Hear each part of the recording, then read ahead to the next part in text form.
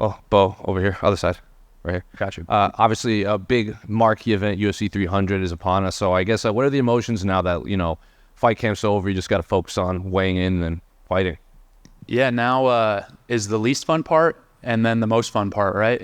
All rolled into a week. So I feel really excited to compete. Obviously, it's been a little bit of time since I was able to get in the cage. And so, I'm just very grateful, very appreciative of this opportunity. And I think, I'm just going to go out there and be myself and put on an amazing performance. Well, you had mentioned it, it's been a while since we had seen you. Were you expecting a call sooner, or do you think they were trying to hold you for like a big event like this?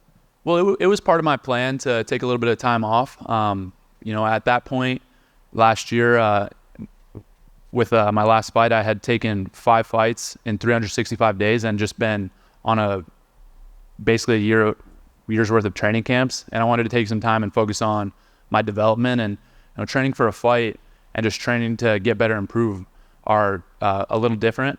And so I think it made sense. And then when I was looking at the timeline for what events were coming up, this fit in perfectly with that plan.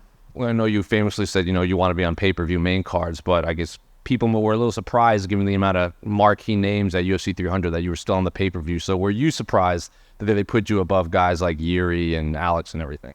Yeah, I didn't expect it. I think that it's a big honor for me to be where I'm at on the card, and just to be on this card in general, because there's so many amazing fighters and so many guys that have a ton of experience and who are just doing big things in the sport. And so I feel like it says a lot about me, about the UFC and our plans, and I think they align. And I think that I'm just grateful to be where I'm at, and grateful to have this platform to go do my thing.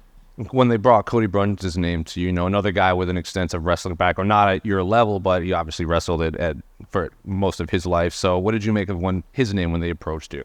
Yeah, I was excited for that. I think that just getting to compete against another wrestler is a new challenge for me. Everybody that I fought thus far, hasn't had a wrestling background. And so this will, I think, present different problems for me to solve in the fight. And that's going to be a big part of my development, is just continuing to get different looks and improve and feel different things in the cage. So, hopefully he can give me a little resistance in there, and I'll figure it out. He was in here earlier, and he said he was glad he was getting you now. Like, he thinks right now is the perfect time to get you because you haven't developed quite as some of the other fighters in the division. Do you think he's kind of overlooking you, or is he just kind of talking that to kind of sell the fight?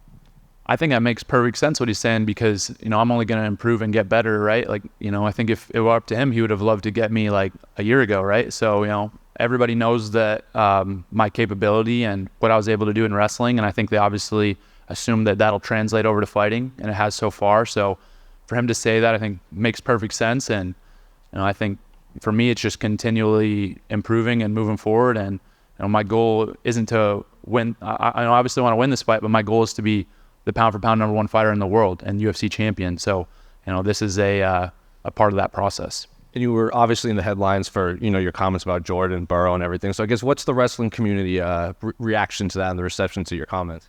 Yeah, it's interesting. I definitely expected the wrestling community to be maybe taken aback by it or a little surprised, just given, his standing in the community. But I've gotten a lot of support from people that are actually like in the community, that wrestlers, coaches, people that are in it, not just fans that are kind of watching from the outside. And everybody is kind of on the same page as me. So that was interesting to me. It's not something I expected, but I just pretty much was frustrated with what he had to say and let that be known. The final one for me, can I get your thoughts on the main event between Alex and Jamal, and then the BMF fight between Justin and Max? Yeah, both fights are going to be amazing contests. I think those guys are extremely skilled in what they do, and looking forward as a fan of the sport to watching both those fights. Definitely, I would say like kind of dream matchups, if you will, for guys that go out there and they're going to get after it, and they just put on amazing shows. So, I'll be tuning in probably from home at that point. But excited to watch those fights. Well, right here. You talked about, how the UFC is positioning you on this card, but Cody says about your potential and things like that. It seems like everyone knows what you can be capable of, and maybe the only thing that could stop you is yourself at this point. So how do you keep grounded and make sure you're training properly, dieting, focusing, all these things, and not letting any of the outside stuff seep in? I think it starts with why I'm doing what I'm doing. I'm not doing any of this for outside attention or for money or, any of this external kind of stimulus, external reward. It's all because I love it. At the end of the day, I could probably go do a lot of different things, a lot of things that are easier than being an MMA fighter. And but this is what I'm choosing to do. And so obviously take that very seriously. I'm very motivated, very disciplined. And that's probably a testament to the people that I've been able to be around, coaches, teammates, my dad, people that have had a positive impact on me and been good examples for me. And basically, to sum it up, I do this because I love it and not for any of the extracurricular stuff. Is it important, though, that you keep, I guess, setting new goalposts and keep finding ways to be pushed? Because, complacency can be like the worst thing for fighters in the sport. Do you see that and know that there needs to be collaboration with the UFC to continue this in a way that keeps you focused with everything you just said there? I think that, there's definitely collaboration. I feel like when I look at the UFC and myself, I see us as we're on the same team. We want the same things. And so that's something that I think is been a really positive relationship thus far, and we've been aligned. And I think that will continue moving forward. That being said, I feel like I'm fighting better and better guys every single fight, which is good. It's what I want, and I want to continue fighting better guys. And soon enough I'll be fighting ranked guys, for the belt and stuff like that. So you can find yourself anywhere between minus 2,000 and minus 3,000. Good value?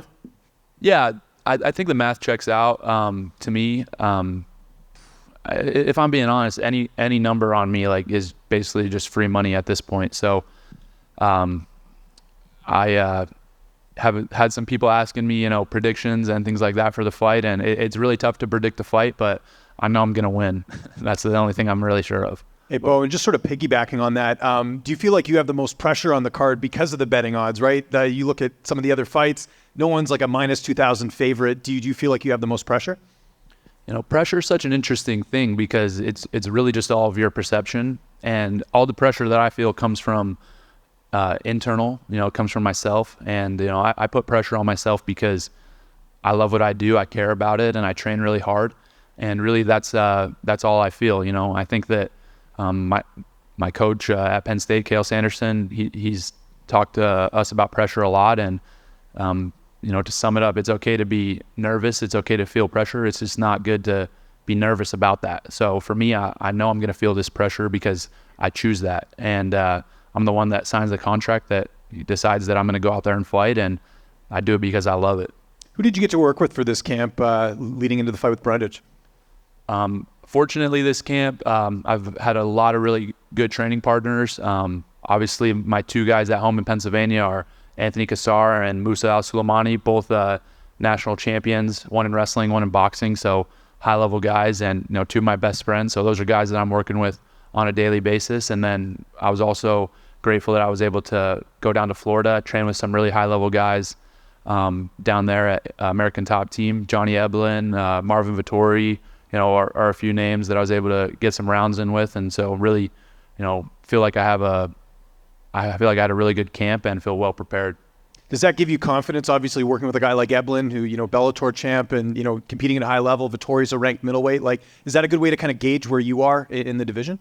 Yeah, I think so. For me, development is very important. It's important for me to push myself against the best guys. And I think that, obviously it's cliche, but people talk about, train hard and fight easy. And that is the way I see it, though. That's been the way I've seen it since I was a kid. And I always, traveled to get the best training partners when I was in middle school and high school, and then going to Penn State for college. Obviously I had the best training partners in the world. And, I'm taking that same mindset into MMA, and I want to work with the best guys, best coaches. And I feel fortunate and grateful that they're, wanting to work with me as well. And if all goes well, like you're saying, and you get a finish and it's another impressive performance, is this sort of the last fight you think before we start getting you to fight maybe like a ranked opponent or like a more notable opponent in the division? Do you feel like this is kind of the last one? It's possible. I think that that's a conversation between myself and the UFC, and we'll figure out what we want to do. But I'm not in a rush. I'm only 28 years old. I just turned 28, and I got a lot of more time to continue to improve and develop and get better. But again, I've said it before, I'll say it again. The goal is to be the pound for pound #1 fighter in the world, and I want to continue to fight better and better guys.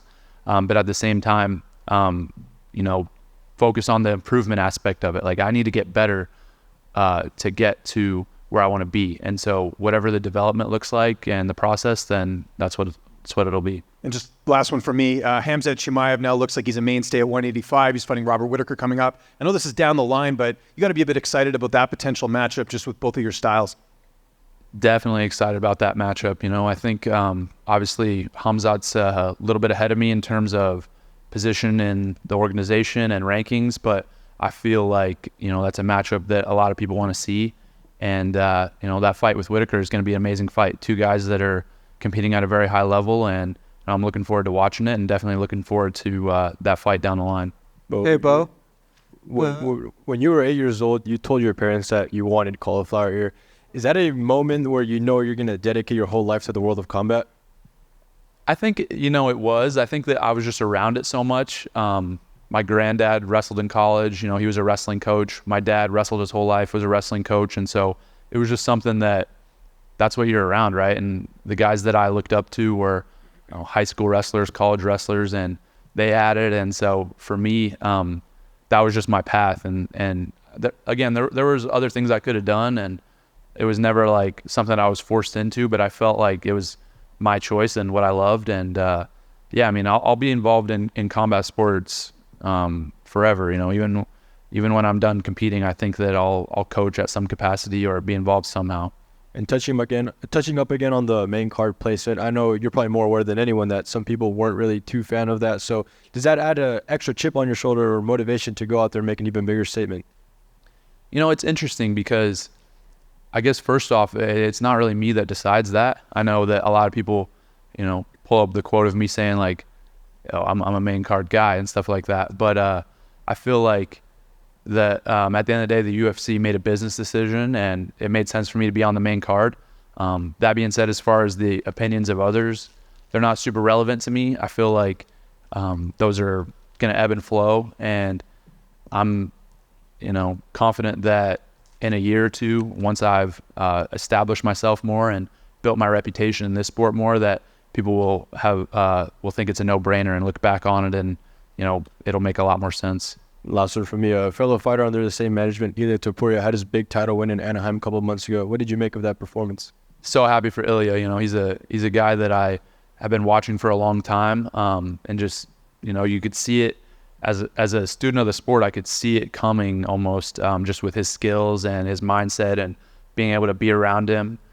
You could tell that he just had a championship aura around him. Probably even before he got into the UFC, and so.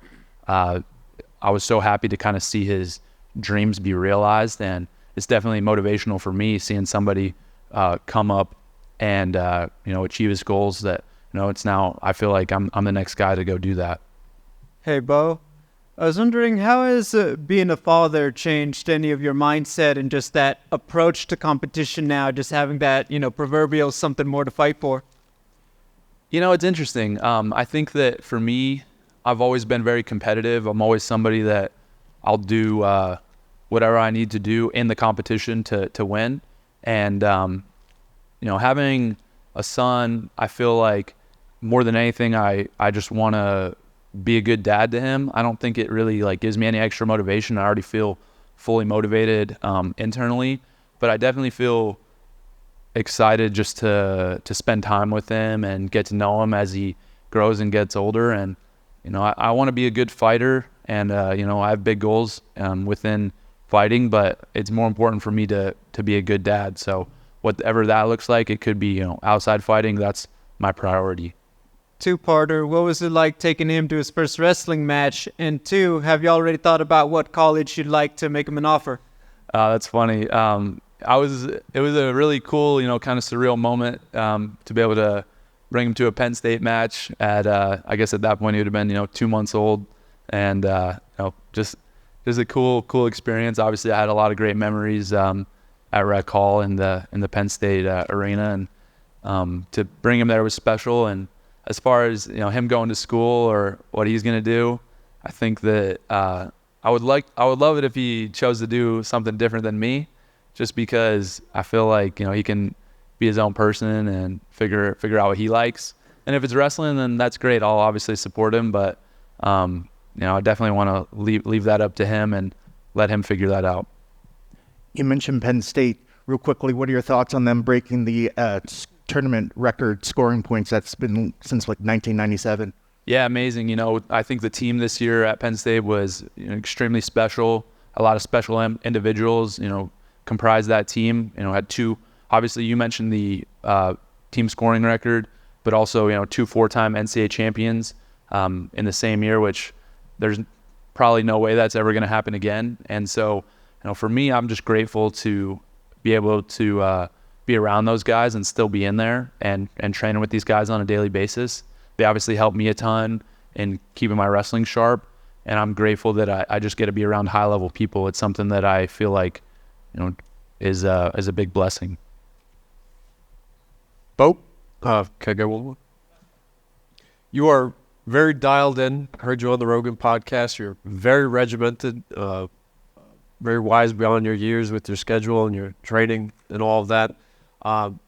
Cody was in here. He was saying that some people around him, they said that you're like the Jesus Christ of MMA. I believe that as you keep climbing the ladder, people will try to pick at that cool, calm psyche. One, what do you think about that? And two, can you walk on water? Well, I definitely I don't love that comparison as a Christian. I think it's I don't really feel like that about myself at all. I think that I'm just trying to do my best out here, and I'm